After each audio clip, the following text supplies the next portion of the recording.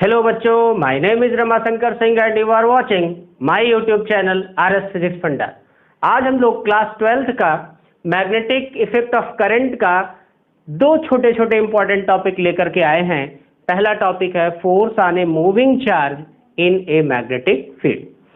तो force on a moving charge in a magnetic field, मान लीजिए कि कोई एक मैग्नेटिक फील्ड है। सपोज कर लीजिए कि कोई एक मैग्नेटिक फील्ड है और इसमें कोई भी चार्ज पार्टिकल मान लेते हैं कि कोई एक चार्ज पार्टिकल Q है और चार्ज पार्टिकल इसमें v वेलोसिटी से मूव कर रहा है। चार्ज पार्टिकल v वेलोसिटी से मूव कर रहा है। मान लेते हैं कि कोई एक चार्ज पार्टिकल है जिस पर चार्ज कितना है, Q है, और वो v वेलोसिटी से किसी भी मैग्नेटिक फील्ड में मूव कर रहा है। तो इस चार्ज पार्टिकल पर कितना फोर्स एक्ट करेगा ये हमें कैलकुलेट करना है। तो इसको थोड़ा सा ध्यान दीजिए, बहुत इजीली ऐसे हम लोगों को ध्यान देना है कि force acting on the charge particle is directly proportional to the amount of charge. Force directly proportional to the magnetic field, मतलब कितनी हमारी मैग्नेटिक फील्ड है, and force is directly proportional to the component of means vertical component of velocity, velocity का vertical component। तो यहां से अगर हम इन तीनों को एक साथ कर देंगे तो क्या हो जाएगा, F is equal to K Q V B sine theta, means के बराबर क्या है 1, तो F इज इक्वल टू क्या हो जाएगा Q B B sine theta. ठीक है, बहुत ही सिंपल सी बात है कि कितना फोर्स किसी भी चार्ज पार्टिकल पर अगर किसी मैग्नेटिक फील्ड में मूव करेगा तो लगेगा। ठीक है, और इस फोर्स की अगर आपसे पूछ लिया जाए कि डायरेक्शन क्या होगी, डायरेक्शन ऑफ फोर्स की डायरेक्शन क्या होगी, तो हम लोग ध्यान दें वेक्टर फॉर्म में ध्यान दीजिए। इसको वेक्टर फॉर्म, एफ का वेक्टर फॉर्म हम लोग निकालें तो देखिए भाई, हम लोग इतना जानते हैं कि A cross B is equal to होता है A B sine theta. Is it clear? तो वही अगर इसी चीज को हम लोग ध्यान से देखें तो यहां पर क्या लिखा है, वेक्टर एफ बराबर Q B B sine theta लिखा है। तो यहां पर थोड़ा वेक्टर के फॉर्म में अगर हम लोग अभी इसको करना चाहें तो देखिए बी साइन थीटा ऐसे लिख दिया जाए इसको, ए क्रॉस बी को ए बी साइन थीटा लिख सकते हैं। A cross B can be written as A B sine theta. तो इसको हम अगर ऐसे बना दें V क्रॉस बी तो ये वेक्टर F हो जाएगा, और आपको पता है B cross B sine theta होगा, तो this is the vector form. ये वेक्टर फॉर्म हो गया। इससे क्या मिलेगा, इससे मिलेगा direction of force is perpendicular to the motion of the charge particle and direction of force is also perpendicular to the magnetic field. Means ये जो फोर्स की डायरेक्शन होगी, velocity means motion of the charge particle की हम बात कर रहे हैं, जो स्पीड होगी उसकी वेलोसिटी के परपेंडिकुलर होगा और यही मैग्नेटिक फील्ड के भी परपेंडिकुलर होगा। कैसे होगा? अरे भाई हम लोग इतना जानते हैं, जैसे I क्रॉस J और इसकी डायरेक्शन क्या होती है, K होती है, means I is perpendicular to K as well as यहाँ J is also perpendicular to K। तो उसी तरह से आपको ध्यान में देना है कि इस फोर्स की direction means direction of force is perpendicular to B as well as direction of force is perpendicular to magnetic field. इतनी बात समझ में आ गई। अगर हम एक चार्ज पार्टिकल को किसी मैग्नेटिक फील्ड में मूव करा रहे हैं तो यह हमारा फोर्स कितना एक्ट करेगा वो हमको पता लग गया। अब ये पता लगाना हो कि कब मैक्सिमम फोर्स एक्ट करेगा, कब मिनिमम फोर्स एक्ट करेगा, तो जरा देखिए, हम लोग जानते हैं साइन की मैक्सिमम वैल्यू 1 होती है, साइन की मैक्सिमम वैल्यू 1 होती है और मिनिमम वैल्यू 0। तो इफ जो है थीटा 90 डिग्री हो जाएगा तो ये फोर्स F जो है वो कितना हो जाएगा, F मैक्सिमम हो जाएगा और वो QBB के बराबर हो जाएगा। ठीक है, और अगर क्या होगा, if theta is equal to 0, theta is equal to 0, तो यहाँ जो फोर्स लगेगा, मैग्नेटिक फोर्स लगेगा, वो मिनिमम हो जाएगा और वो कितना हो जाएगा, 0 के बराबर। कहने का सेंस क्या है कि अगर चार्ज पार्टिकल को perpendicular to the magnetic field फेंका जाएगा, means if the charge particle is thrown perpendicular to the magnetic field, then maximum force experienced. And if the charge particle is thrown parallel to the magnetic field, अगर charge particle को magnetic field के parallel फेंका जाएगा तो उस पर कोई भी फोर्स एक्सपीरियंस नहीं होगा। ये बात हमको ध्यान में रखनी है। अब जरा देखिए दूसरा टॉपिक क्या है हमारा, दूसरा टॉपिक क्या है वो थोड़ा सा इंपॉर्टेंट है, उसको हमें ध्यान देना है। Force on A current carrying conductor, force on A current carrying conductor, current carrying conductor in a magnetic field. हमें ये ध्यान देना है, force on A current carrying conductor, अगर कोई एक कंडक्टर है, मान लेते हैं ये कंडक्टर है और इस कंडक्टर की लेंथ हमारी L है, लेंथ L है, ठीक है। अगर इसमें करंट फ्लो कर रही, सपोज कर लीजिए कि इसमें करंट फ्लो कर रही है, चलिए ये मान लिया हमने, इसमें करंट फ्लो कर रही है, करंट फ्लो कर रही, तो इसमें करंट फ्लो करने के कारण कितनी मैग्नेटिक फोर्स लगेगा, ठीक है, कितना फोर्स लगेगा इस करंट कैरिंग कंडक्टर में, ठीक है। Force on A current carrying conductor, current carrying conductor, इस कंडक्टर पर कितना फोर्स लगेगा अगर इसको कहां रखा गया है, किसी मैग्नेटिक फील्ड में रखा गया है। ठीक है, बात क्लियर हो गई, समझ में आ गया। क्या क्वेश्चन कह रहा है, कितना फोर्स लगेगा किसी भी कंडक्टर को अगर किसी मैग्नेटिक फील्ड में रखेंगे और उस कंडक्टर में क्या हो रहा है, करंट फ्लो कर रही है। ठीक है, तो देखिए अभी जो हमने आपको बताया, हम मान लेते हैं कि let a charge Q is moving, Q is moving in a magnetic field, in a magnetic field। अगर एक चार्ज Q जो है किसी मैग्नेटिक फील्ड में मूव कर रहा है, देन क्या होगा, force experienced by charge particle, then force experienced by charge particle. तो ये चार्ज पार्टिकल पर कितना फोर्स एक्सपीरियंस होगा, तो हम लोगों ने अभी कहा ये फोर्स होगा F बराबर QBB के बराबर होगा। ठीक है, F बराबर QBB के बराबर ये फोर्स एक्सपीरियंस होगा। इतनी बात समझ में आ गई।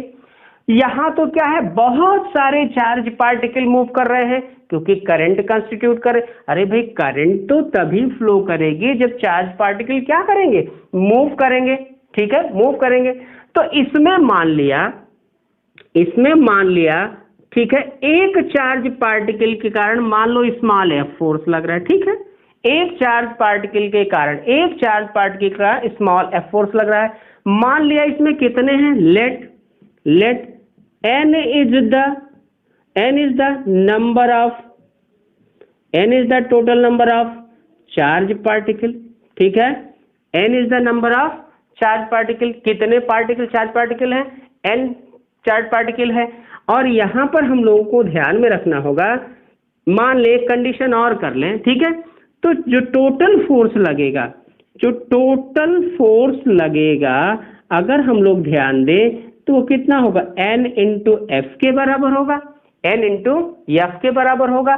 तो देखिए if n small n is the number of electron, ठीक है, per unit volume. If n is the number of electron per unit volume. अब यहां पर ध्यान दीजिए, हम लोग इलेक्ट्रॉनों के मूवमेंट की बात कर रहे हैं। क्या कर रहे हैं? इलेक्ट्रॉनों के मूवमेंट की बात कर रहे हैं। तो यहां पर अगर हम लोग इलेक्ट्रॉन ले लें चार्ज की जगह, भाई चार्ज कोई भी ले ले, अरे ठीक है, चार्ज लेने में कोई समस्या नहीं, तो इसको हम ऐसे भी लिख सकते हैं EV के बराबर, ठीक है, कोई दिक्कत नहीं।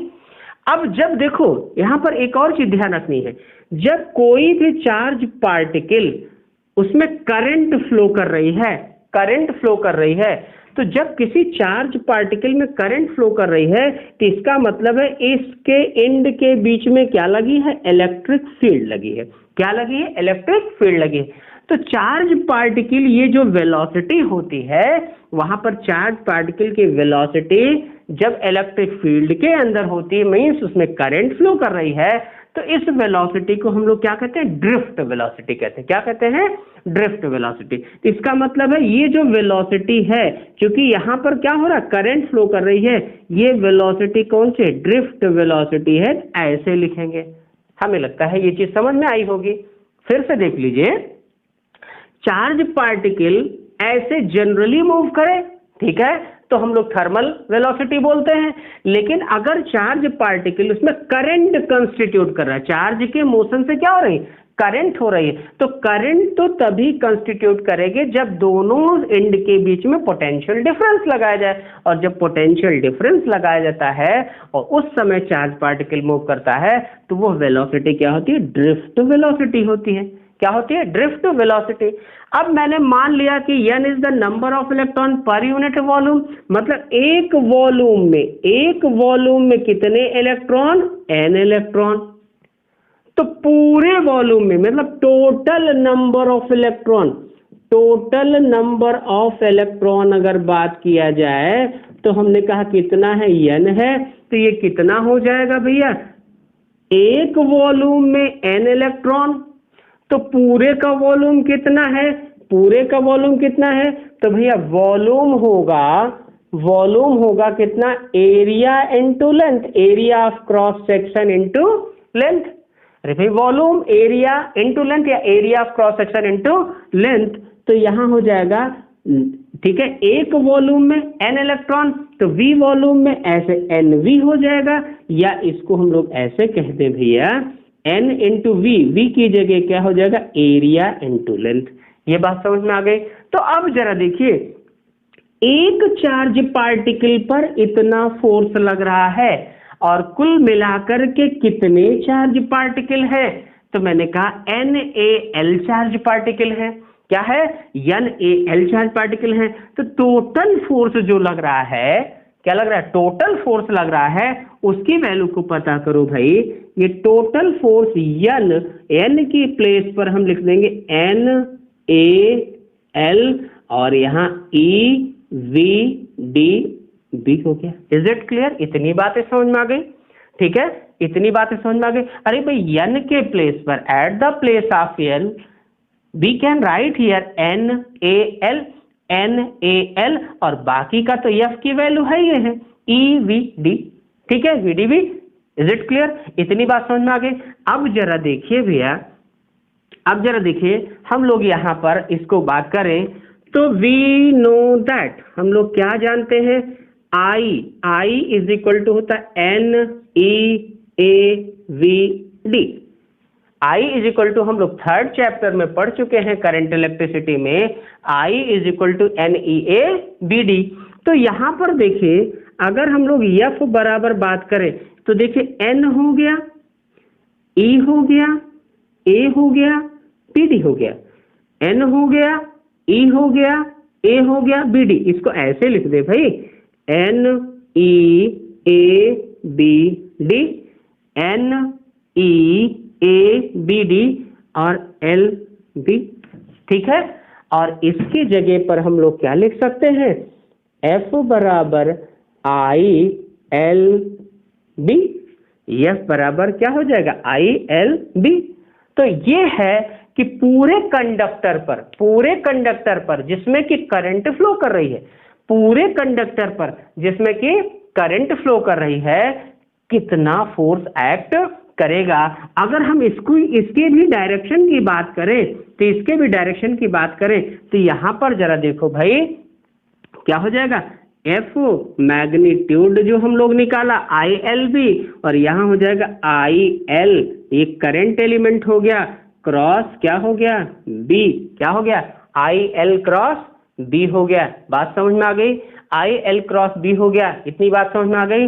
तो F यहां पर भी परपेंडिकुलर होगा करंट एलिमेंट के, as well as direction of force is also perpendicular to magnetic field.